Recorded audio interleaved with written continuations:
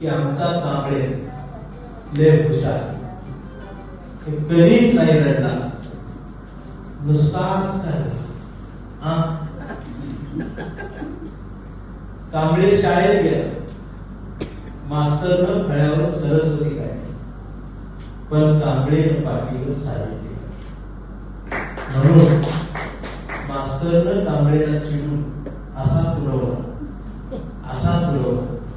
पण कांबळे हुशार नाही राहिला, नुसताच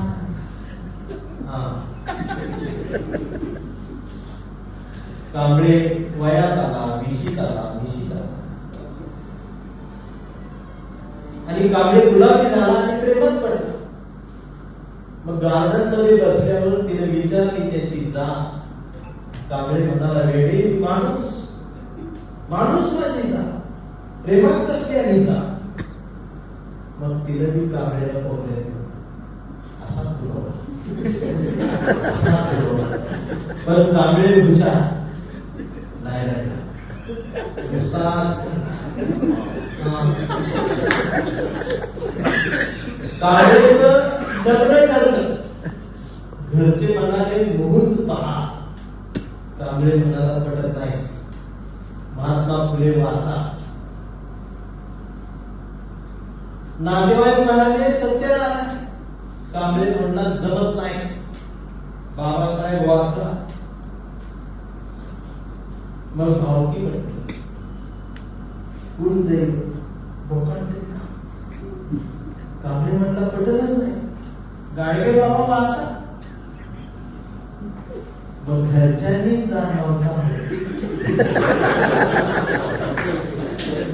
भोकाड शिजून साप पुरवला.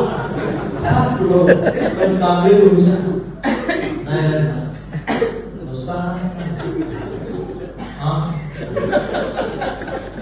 मग कांबळे चळवळीत आला, सामाजिक राजकीय सगळी गट. कांबळे सर्वांना म्हणला, सगळ्यांनी एकत्रित या, मानवतावादी शिवशाहू फुले आंबेडकर समजून घ्या, अण्णाभाऊसाठी समजून घ्या, लोजवता साहेब समजून घ्या, पोपटा साहेब, सावित्रीबाई फुले, सगळे आपले एकत्रित राहा. मग कांबळे दिवसभर एकत्रित या मग संध्याकाळी सगळे मोर्चे आणि सगळ्यांनी एकत्रित आपल्याच कांबळे असा मग याला कळलं की पुरवाय नाही. पण कांबळे नाही,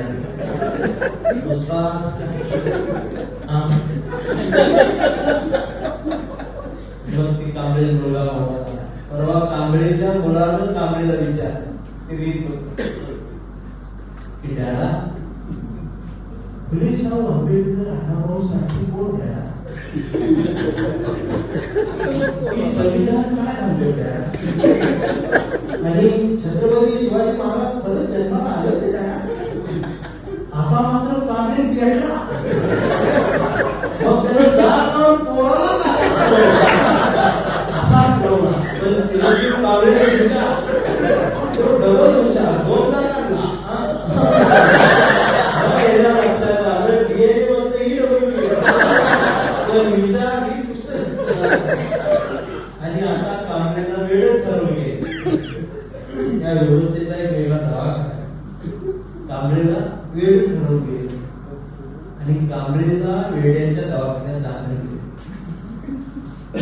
पण कांबळे तिथे सुद्धा वेड्यासारखं बडबडते, मानवतेच्या घोषणा देतो, एकत्रित राहा म्हणतो, तिरंगा महत्वाचा, देश महत्वाचा, संविधान महत्वाचा, लोकशाही महत्वाचा, या देशातलं शिक्षण महत्वाचं, शेतकरी महत्वाचा.